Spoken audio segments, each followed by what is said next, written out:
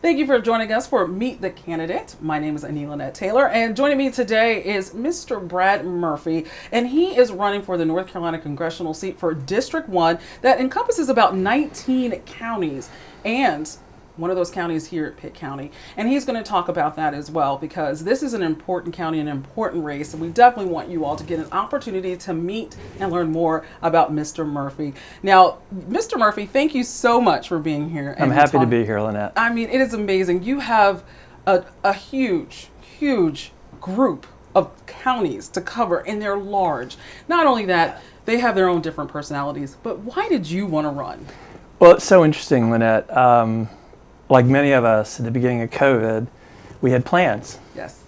And I was in the process of launching my fourth tech business. I'd spent considerable time and money preparing a product to go to market. And I was in transition. I even said to my wife, you know, Q1 of 2020 is the most important window for me to launch. Mm-hmm. And then COVID happened. And my life's work has been working with larger companies around the world. And of course, those companies shut down largely. People worked remotely.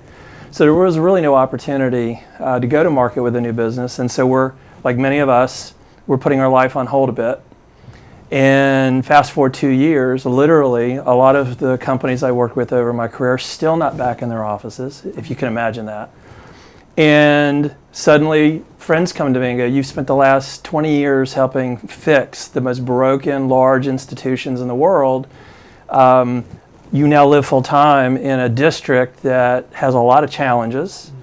And the only way those challenges are going to be steered in a new and a fresh direction is with the leadership.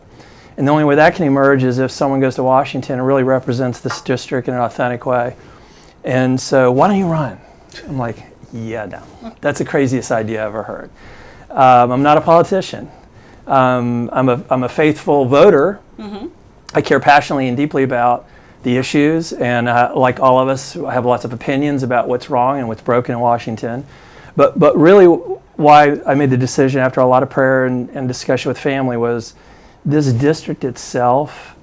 I'm a lifelong North Carolinian, and I've spent considerable time in this district. And what frustrates me, and what I think is so unnecessary, is the disparity between how urban centers like Raleigh, where I've spent most of my life, are flourishing, and how parts of eastern North Carolina and District 1 in particular are struggling. And I don't mean just in the recent past, I mean over the last 2 or 3 decades. Absolutely.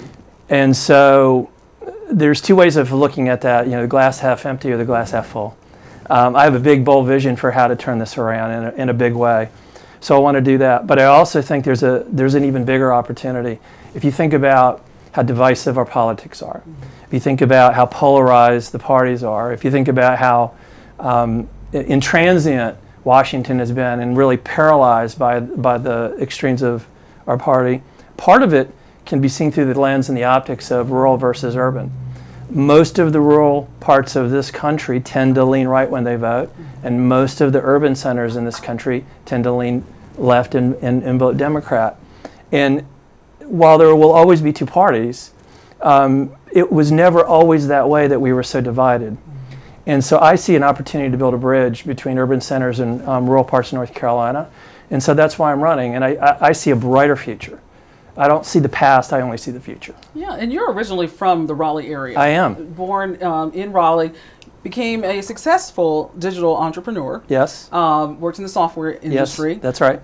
Came up with 2 startups. Yes. That you sold. Yes. And but you still, of course, what I love that you say, that you're considered as a digital entrepreneur and disruptor of companies and institutions. Yes. What does that really mean? So in the end, what it means is our whole world now is being driven by what I call the new economy. Mm-hmm. Semiconductors, software, the internet.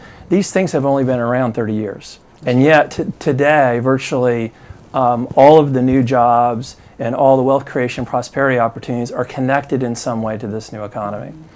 So many of my clients over the last 20 years are very traditional firms, Bank of America, JP Morgan, Comcast, NBC, Universal, et cetera.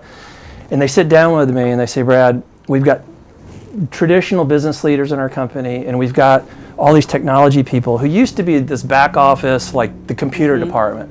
And now suddenly the relationship with our customers is through this medium of the internet. And what we're worried about are not our other competitors. We're worried about Amazon or Google getting into our business because we don't know how to innovate. This idea of being in a digital innovation space is new to us. And so can you help us? And my answer is yes, but be careful what you ask for, because in the end, what you discover very quickly is in order for these traditional companies to move away from being tone deaf, top down, micromanaging and risk adverse, you have to be willing to listen to your customers in a different way. And you also have to be willing to empower your employees to make decisions for themselves without being told what to do. Well, that flies in the face of the culture of many of these businesses. It's very uncomfortable. It's a different leadership style. And it's about taking the companies themselves and taking them out of the center of the universe and putting the customer back in the center of the universe. Well, that sounds a lot like the problems we have in Washington. Washington, for the last 50 years or 5 decades, has put itself at the center of the universe. And many of us as voters and constituents feel powerless to do anything about it. And so the kind of revolution that I've brought to many traditional companies is the same thing I intend to bring to Washington, is making it accountable to us, the people, again. Now, this is interesting. This is your first time running, and you are going big. Yes. I mean, when you think about most go big or go home. That's right. I was about to say, is this like, you can tell that must be your motivation. You're like, I'm not going to start off and just going to city council. Right. I'm not going to be on the board of some directors. Right. I am going to move up and just go straight for the congressional seat. This is the same seat that G.K. Butterfield is currently in, which is retiring from. And there are several Republicans, of course, that are on this ticket. Yes. And so, more than several. Yeah. What is it, like 8? Well, it's almost a baseball team. Okay, that's what I'm saying. There's so many, and you got to weed through all of that. Yes. But what will take you, as far as when you're looking at your party of people who are also running for that, that nomination, how are you stacking up and beyond the rest of them that makes you the one? People have asked me, why don't you run for a state office instead? Place and time, my life's career, what I know and the things that I'm skilled with and the things I know how to do are most relevant at a global scale. So the global semiconductor industry, I know the players, I know how it works, I know how we've missed huge opportunities to box China in around that, and the looming threat of Taiwan is actually about semiconductors. Most Americans don't know that. Energy independence and climate change, regardless of where you fall on the spectrum of climate change, the climate is shifting. And we do know that carbon emissions might have a central role in that. So there's a industry-wide, global-wide move to encourage smaller carbon footprints. The challenge is, how do you do that in a way that's not harmful to our economy? And we've just seen over the last 2 years an administration who however well-intended, is disrupting our economic prosperity to take a bet on going all in on something that's unproven. So I have a great deal of knowledge around the concept of energy independence, but not just oil and gas, not just green energy, but even bringing back new ways to deploy nuclear, which, by the way, produce no emissions. So I have a lot of knowledge about that. And then probably the thing that we should all be concerned about, regardless of where you land on the political spectrum, and I think this is a huge differentiator between me and the opponents, is big tech. I know all these people personally. I've walked the halls of Amazon, Google, Facebook. I know the leaders there, I know the culture there, and I know, by the way, they're very hostile. They love to talk about diversity and inclusion, but it's their definition of diversity and inclusion. And so they actively monitor and shut down people based on their definition of what's acceptable and not. And so I think there's a huge opportunity to thoughtfully, not in a heavy-handed way, but thoughtfully think about what's an appropriate role for the federal government to play in terms of the new town square, which is online, it's not physical. And yes, these are private companies, so I'm not in any way suggesting that the federal government needs to be running private companies. I'm just simply saying there needs to be an appropriate sort of accountability for big tech. And there's nobody running in District 1 that has the insight, the knowledge, and the relationships in the big tech industry like I do.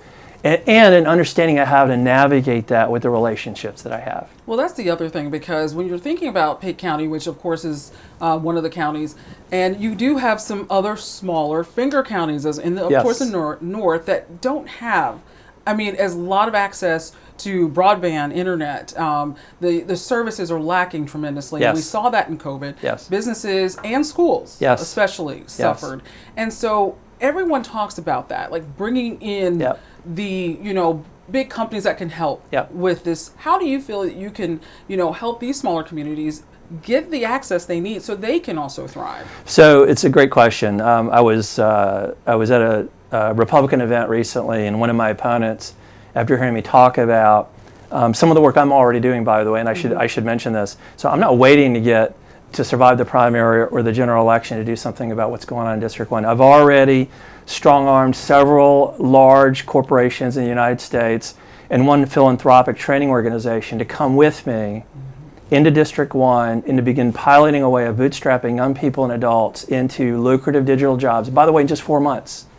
And then the larger employers guaranteeing that they will with intent interview and onboard many of these people if they can demonstrate the skills.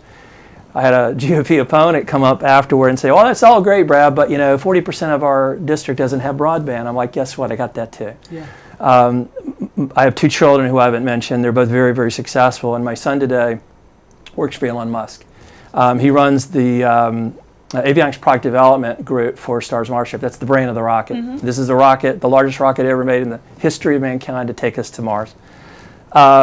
What a lot of people don't know is inside of SpaceX, the company, is another vision called Starlink. Starlink is the first high broadband, space-based, true high bandwidth internet.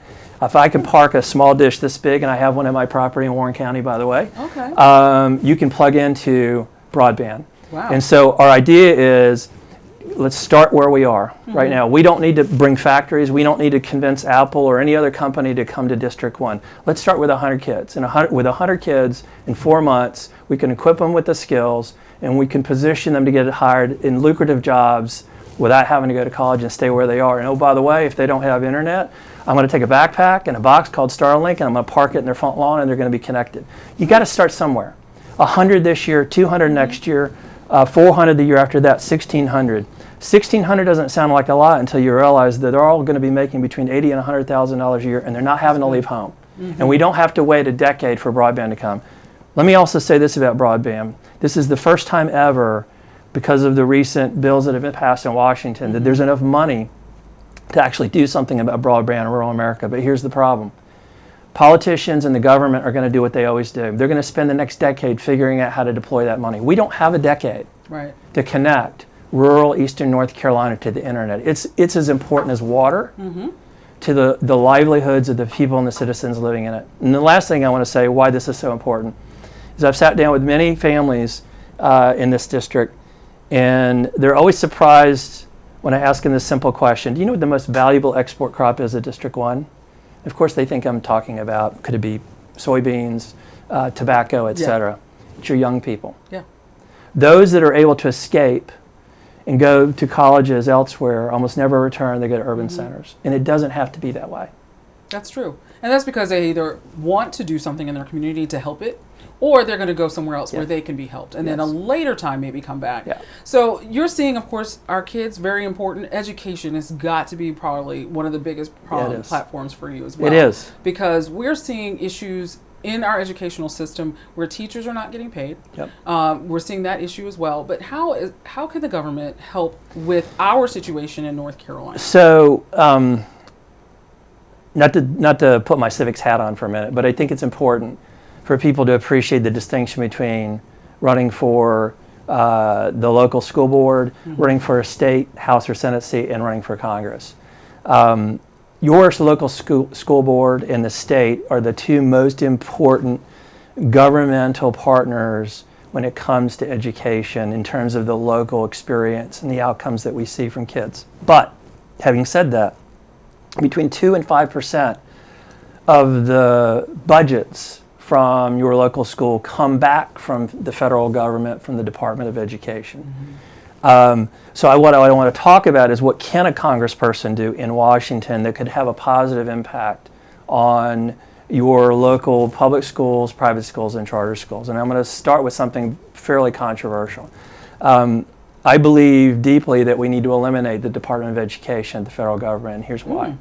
I've sat with many educators, Kathy Truitt's team in Raleigh, and many educators in Eastern North Carolina, and what they all say across the board, regardless of your philosophy of private versus public, homeschool versus charter, what they all say is the money from Washington comes with so many strings attached that it's a regulatory burden to even satisfy the requirements, and worse, it's a one-size-fits-all. In other words, there's no opportunity for us to take that money and deploy it in a way that makes sense for what's going on in our community. Well, that just doesn't make sense to me. Mm-hmm.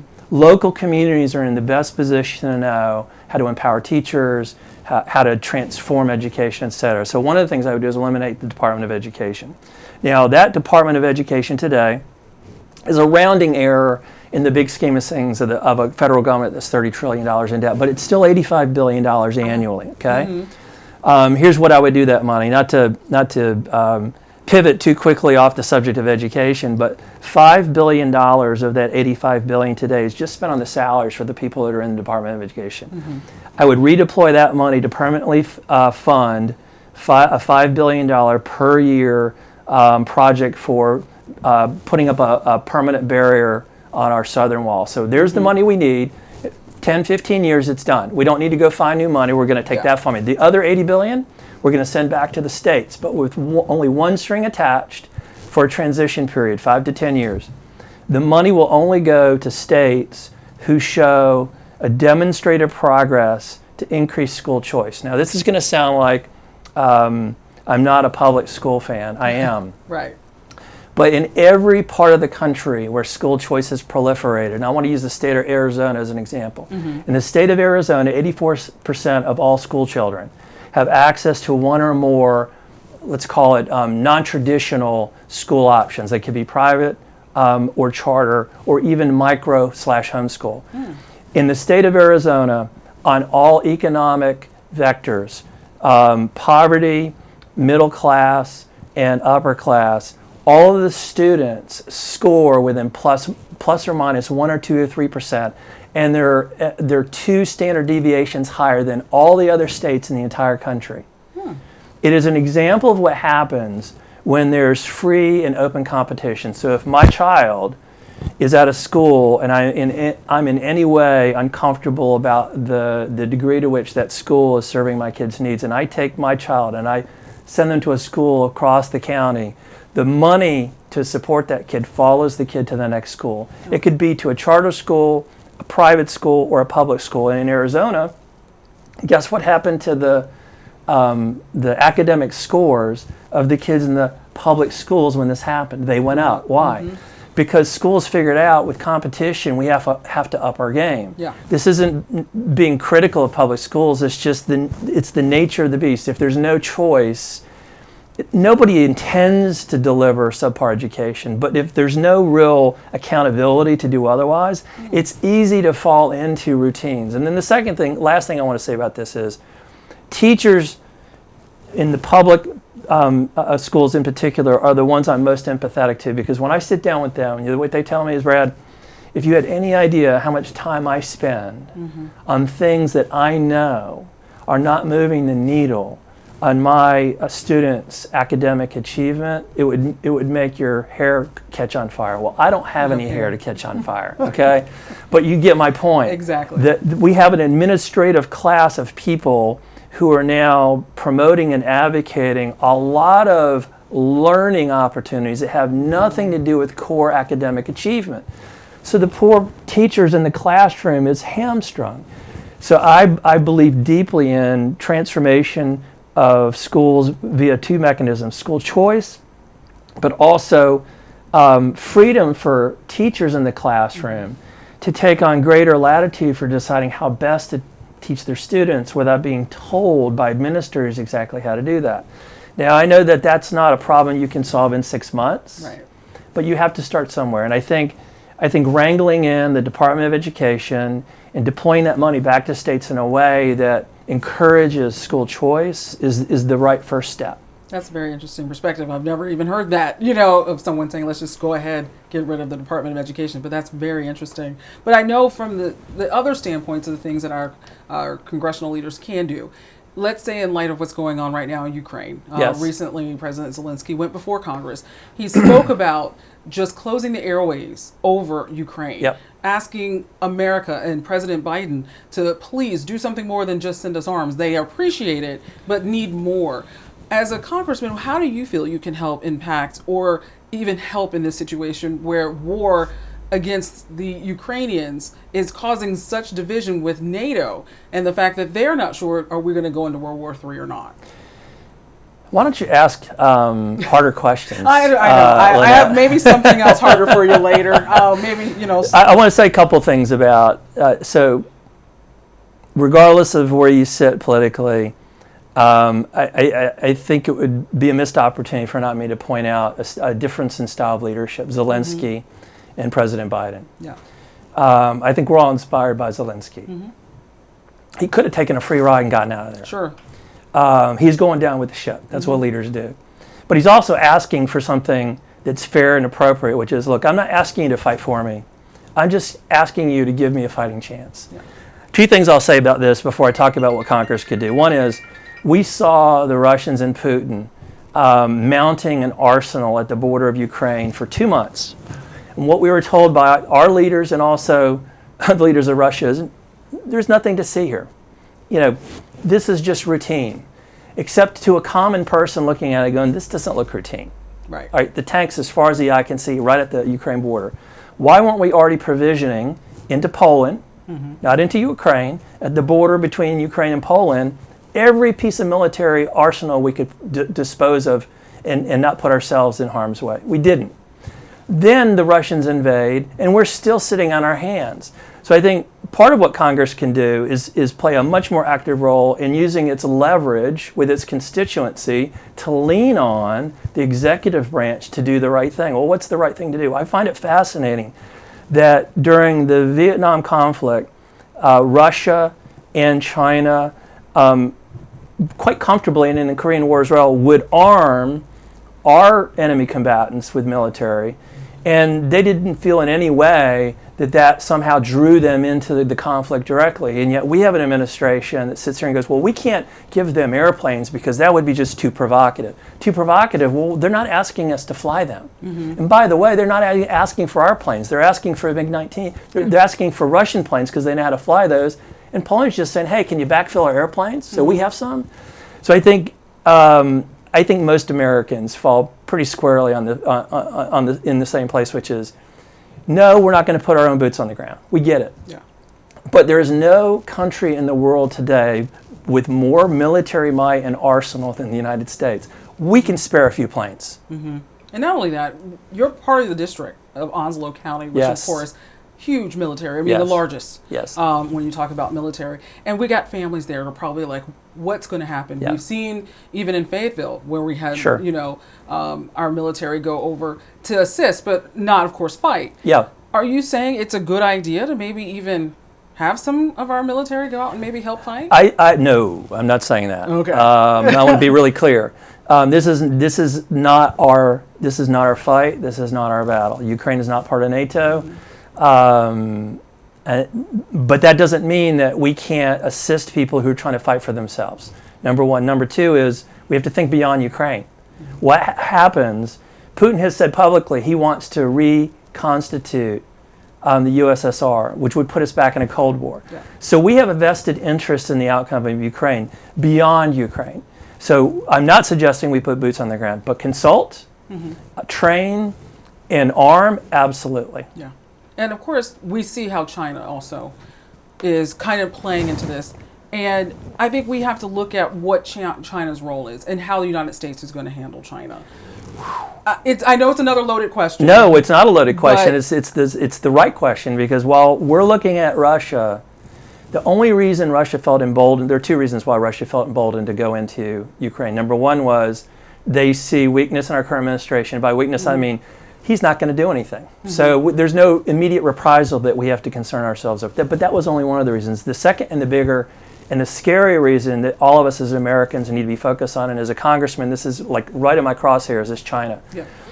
They had already worked out a side deal with China. China was going to buy whatever oil they needed that we weren't going to buy. They knew where they were going to be headed for sanctions. And when we went to China to try to lean on China, to lean on Russia. What did China do? Not only did they say, no, thank you, we're not going to lean on them, they go to China, they go to Russia and go, hey, by the way, this is what they're telling us they're going to do and what they wanted us to do, just so you know. We have failed to recognize the threat China represents to our country. We're largely the trading partner that's created the wealth opportunity they have for themselves. Right. And the only reason why they haven't invaded Taiwan up to this point is because of the semiconductor industry, something I know a lot about. In Congress, Rand Paul and Ted Cruz both have been pushing hard without support from Democrats in Washington to be much more assertive and aggressive about sanctions and policy that hold China accountable. China wants our semiconductor technology. A lot of people think that's the fabrication building itself. It's not. Okay? The technology they want is our software and our tooling that does the manufacturing in those big buildings. So they still acquire that technology from us. And they've been learning over the last decade, and and Chinese are really good at stealing our technology and reverse engineering it. But we keep moving the goalposts. We keep getting better and better. That's what Americans do. We're innovating. They want the state-of-the-art semiconductor technology because that now runs the world. That's the only reason they haven't stepped into Taiwan. We still have 4 or 5 years to put them in a box and keep them and prevent them from acting as a rogue nation. And so that's another big part of the story that many Americans don't appreciate. We should all know now after COVID, chips, semiconductors matter. They're in your toaster, they're in your dishwasher, they're in your car, they're in your phone. Without them, the world doesn't work. That's right. And that's what I was going to mention too, because China has a lot of business with the United States. We have a lot of business with China. And so how do you break from that and not break these companies who really have used a lot of the resources to help build some of the things that we have here in the United States? Well, you know, it's interesting. Now we're getting into policy issues like tax policy. That could, if you have people who understand the intersection between geopolitics and the global new economy, we can do some really bold and interesting things. So there's over $2 trillion of corporate profits trapped in overseas accounts because if those global corporations, I'll use Apple as an example, they've got probably $500 billion sitting in bank accounts in other countries where they've made those profits. The reason they haven't brought that money back is because the federal government will tax that money at a pretty high rate, 30 or 40%. What if we did a tax holiday and we said, all you American companies, we want to reinvest in America, and we're going to give you a one-time window. You can, as much as you want to bring that money back and deploy it for reinvestment in this country, we're going to let you do so without, it's going to be a tax holiday. What we could do with that money is radically accelerate our ability to new manufacturing and semiconductor manufacturing right here in the U.S.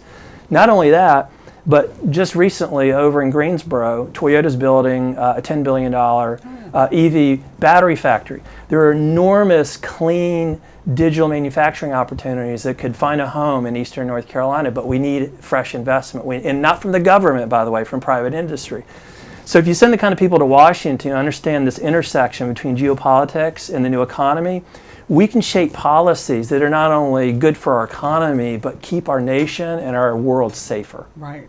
Now, we're running out of time, but I wanted people to know, why should they send a tech innovator like yourself to Washington? Well, hopefully I just made a pretty persuasive argument in the conversation that we just had. But let me kind of offer up a couple of other things. Number one is, I'm not going to Washington to make money. I've made all the money I need to make. Number two, my interest in going to Washington is both to shape national policy, but more importantly, to restore economic vibrancy and opportunity for District 1. And I actually know how to jumpstart that, and we don't even need Washington's help to get that done. And I think the last thing is, if ever there was an institution that needed to be disrupted, it's Washington. We haven't even talked about the fact that there are 11.5 million people who work in Washington. Many people are worried about the congressmen and the senators, but we have agencies that are accountable to nobody. CDC, EPA, the Department of Commerce, the Department of Education, the IRS. These people in these agencies are well-intended, but they're accountable to no one. Congress needs to restore accountability, and that's why they need to send me to Washington. The non-politician going into politics. Well, thank you, Brad Murphy, so much for joining us. Thank you, I hope you Lynette. got a lot from just listening today, but if you need to know more, go to this website. Just go ahead and log on to BradMurphyForCongress.com. And thank you for meeting the candidate today.